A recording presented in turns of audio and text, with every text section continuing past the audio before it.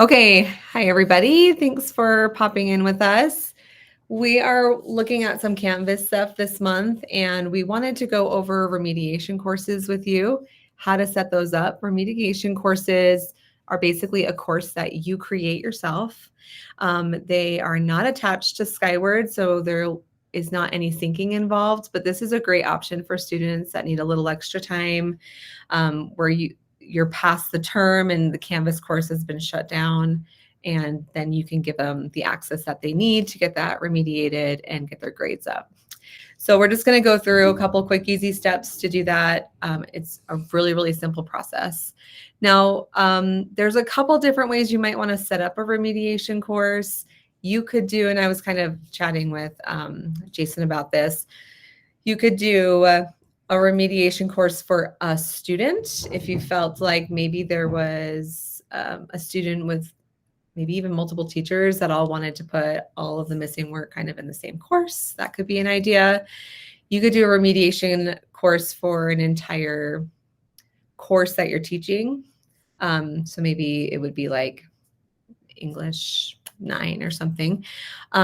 Or you can just make one remediation course, and then you can just pull in students as needed, and it's always kind of in the same place.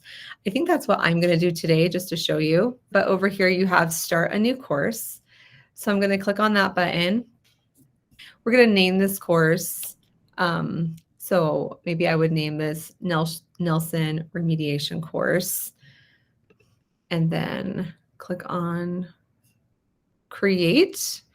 Okay, so now I've created a course and it looks like just all of your other courses. So you would navigate it the same way.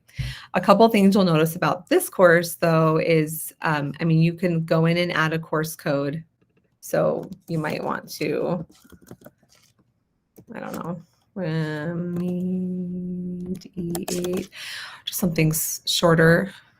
Yeah, so I think you can just keep it as term, and then you can always conclude this course in a different way if you wanted. You can feel free to choose an image here, and you have the same settings, so you can go through some of those settings that you like for your normal classes if you want to spend a lot of time making this just right. You'll notice though in the people section, there's only you in here. And so this is where you would add your students.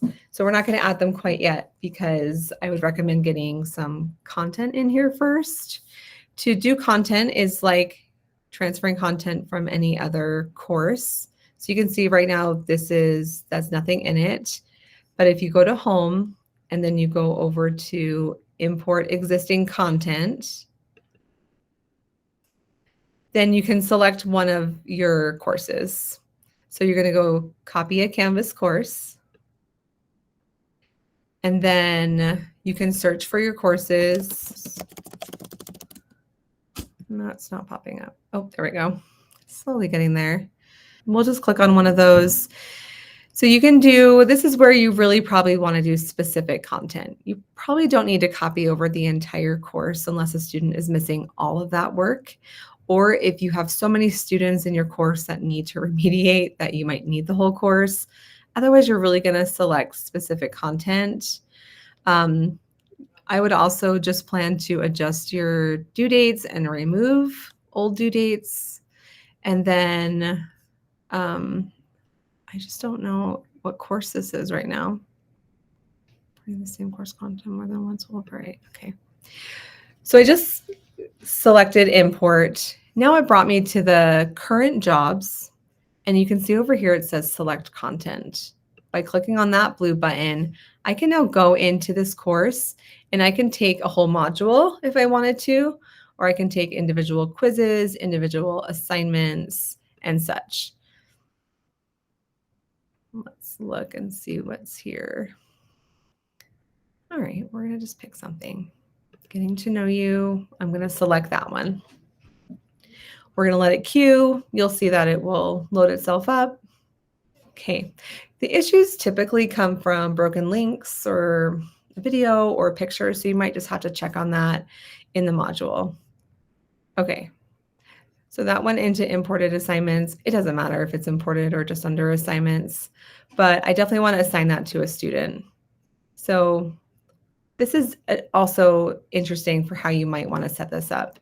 You might want to set up your modules by classes, by student, however you want. So I'm just going to say like Dave Lee. I'm going to add you in here, Dave. And then I'm just going to make one really fast.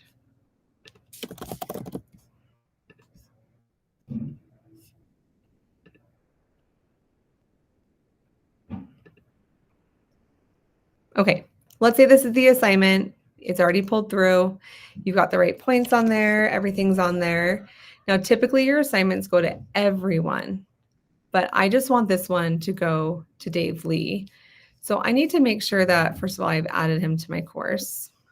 I'm going to go to people. And I'm going to add, is it just Dave Lee, right? alpinedistrict.org. Yep. He's going to be a student. I don't think you can add any students as teachers on your end.